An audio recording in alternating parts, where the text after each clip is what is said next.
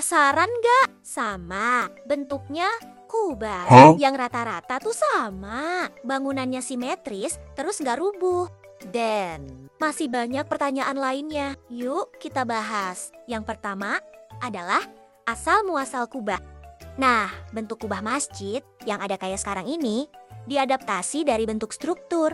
Kubah pertama yang dibuat bangsa Romawi. Struktur kubah pertama kali dibuat untuk kuil Pazion yang udah dibangun dari tahun 126 Masehi. Dan arsiteknya adalah Vitruvius untuk kuil penyembah dewa-dewi. Struktur kubah ini dibuat untuk memperluas ruang pemujaan yang ada di dalam kuil. Struktur kubah ini dikembangkan oleh arsitek Romawi di era Bizantium. Salah satunya adalah kubah Basilika St.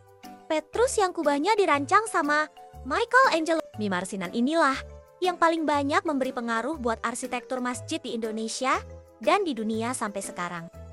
Yang kedua, semua masjid memang bentuknya harus bundar kah? Iya ya, kita sering lihat bentuk kubah masjid.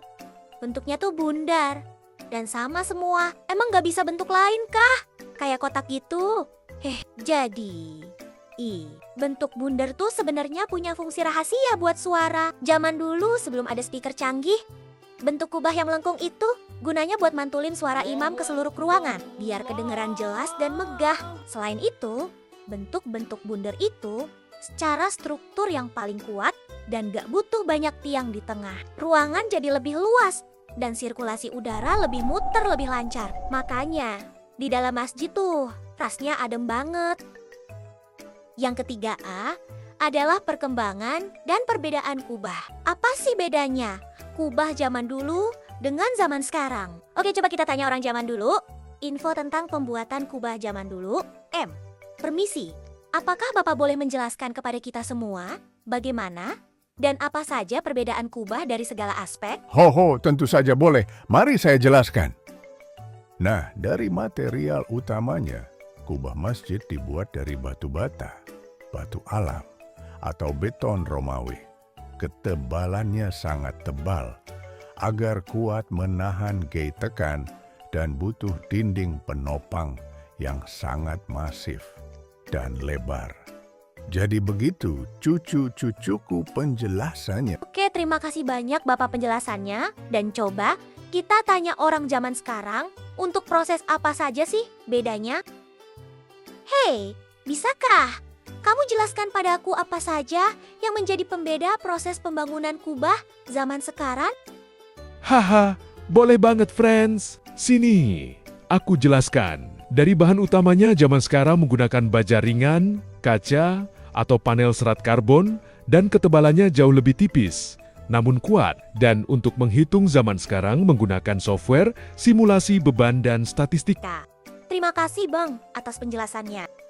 Tapi kalian pernah lihat nggak sih bentuk kubah masjid di Indonesia? Ada yang bentuknya segitiga? Kayak di Masjid Agung Demak, kira-kira apa ya fungsinya? For your info, itu kayak akulturasi dari budaya Hindu, Buddha gitu. Biar ngenalin agama Islam ke masyarakat lebih mudah dan juga indokan iklim tropis ya. Kalau hujan gete, airnya bisa langsung turun pula. Kalau panas udaranya, nggak bisa langsung masuk ke ruangan. Jadi bisa tetap adem. Yang keempat, yuk bedah rahasia kubah. 1. Kesetimbangan benda tegar. Menjaga kubah tetap diam. Konsep utama di sini adalah F sama dengan 0 total gaya 0 dan sama dengan 0 total torsi 0. Gaya tekan ke bawah gravitasi. Berat kubah yang sangat besar menekan ke bawah. Kesetimbangan memastikan bahwa fondasi dan dinding penyangga memberikan gaya normal yang sama besarnya ke atas. Gaya dorong ke samping truss karena bentuknya melengkung. Beratnya tidak hanya menekan ke bawah, tapi juga mendorong dinding penyangga ke arah luar. Peran kesetimbangan agar tidak roboh.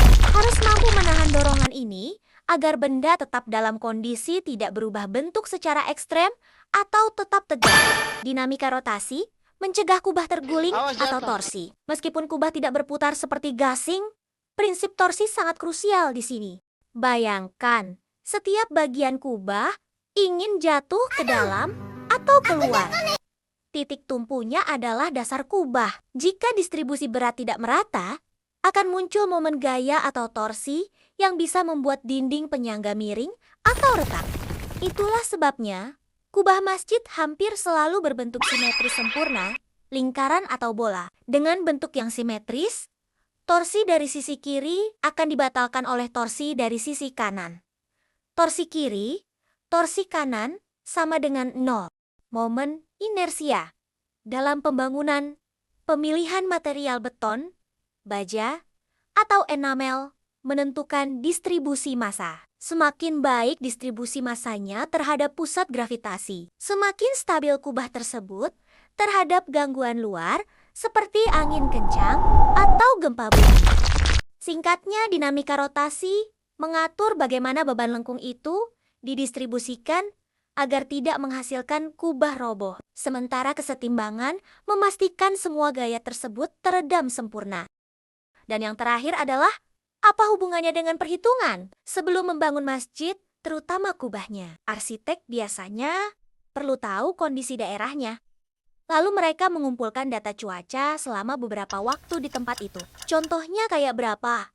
Rata-rata kecepatan angin di sana, seberapa sering terjadi hujan dan badai atau seberapa sering gempa. Dan data-data yang terkumpul banyak ini dikumpulkan lalu dihitung rata-rata puncaknya, biar tahu kalau mau bangun kubah harus dibuat lebih kuat atau bahannya harus lebih berat. Lalu selain itu, statistika sebagai alat ukur simetris dan kerapihan, biasanya beberapa kubah ada yang menggunakan panel atau ubin. Jadi arsitek atau tukang harus memastikan kepingan tersebut ukurannya sama persis. Kalau nggak jadi kurang enak dilihat dan bisa jadi miring, bocor, atau nggak presisi. Dan tanpa statistika, kamu banyak berharap bangunnya kuat dan bahannya cukup. Memiliki bukti bahwa bangunan memang sudah dihitung kekuatan, kualitas seimbang, dan penuh perhitungan. Nah, begitu teman-teman penjelasannya ya. Kita sudah sampai di penghujung pembelajaran bahwa fungsi dinamika rotasi dan kesetimbangan benda tegar bisa dijelaskan dan punya hubungan dengan banyak mata pelajaran. Semoga kalian dapat mengerti dan bisa mengambil ilmunya. Thank you for watching and see you next time. Timan-timan. Wassalamualaikum warahmatullahi wabarakatuh.